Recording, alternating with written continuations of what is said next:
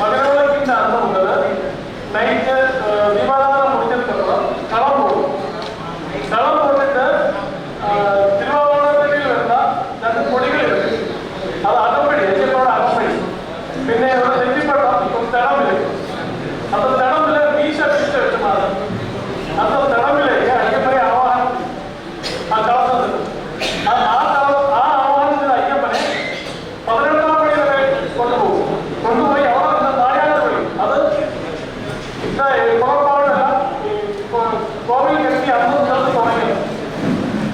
അവിടെ പോയി നാരായണ വിളിക്കുമ്പോൾ അയ്യപ്പയുടെ ചരിത്രം അത് ചൊല്ലിട്ട് അയ്യപ്പൻ 12 രാജാവിട്ട് ചൊല്ലിയത് എന്തെല്ലാം അവിടെ ചെയ്യണം. തൈമാസം ആദ്യത്തെ 5 നാൾ മഹോത്സവം, അതുകൂടാതെ എഴുന്നള്ളിപ്പ്, കുരുതി എല്ലാത്തിലേക്കും ചൊല്ലും. നാരായണ അസമാരി 5 ദിവസം ചെയ്യും. എക്സ്ട്രാ ആയിട്ട് സെക്കൻഡ് ഡേയില് മകരവിളക്ക് മുന്നിൽ പിറ്റേ ദിവസം ഒരു 5 മണി, നൈറ്റ് 5 മണിക്ക് അമ്പലപ്പുഴ സംഘം വന്ന് അയ്യപ്പനെ ഇന്നമായി മണിമണ്ഡപത്തിൽ എഴുന്നള്ളിച്ച് 12ാം മണി വരെ പോകും. അതിനപ്പുറം 6 മണി വരെ കൂടി ആലങ്ങാടുകാരൻ ഇഷ്ടമായി പുറപ്പാട് കൂടെ പാലം. അത് ആലങ്ങാടുകാരുടെ വിശേഷമായിട്ടുള്ള തെരഞ്ഞെടുപ്പാണ്.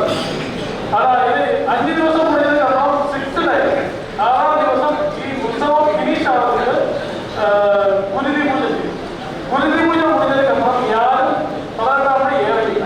കുരുതി പൂജ ഡേറ്റില് ശബരിമലയില് നെയ്യഭിഷേകം നടക്കാറ്. അത് ഇപ്പോഴും സ്ഥലത്താൽ അത് മലദേവന്മാർക്കുള്ള പൂജയല്ലേ, അല്ല.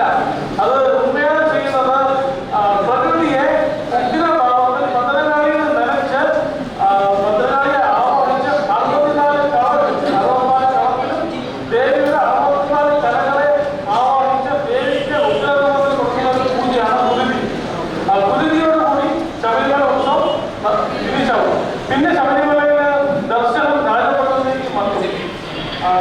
അപ്പോഴാണ് ശബരിമലയിലെ മകരവിളക്കോത്സവം. അയ്യപ്പദാസനാണ് എനിക്ക് കുറെ വർഷത്തിലൊക്കെ കടപ്പാടുണ്ട്. കാരണം ഫസ്റ്റ് മുതൽ എനിക്ക് അയ്യപ്പ ഫാമിലിയൊക്കെ ശരീരക്ക് കാരണമാവുന്നതാണ്. അത് റീസൺ ശരണവേദിയിൽ ഒരു പ്രോഗ്രാം നടത്തി ആലുവായിൽ. അത് കടശി അയ്യപ്പ കൂട്ടായ്മ.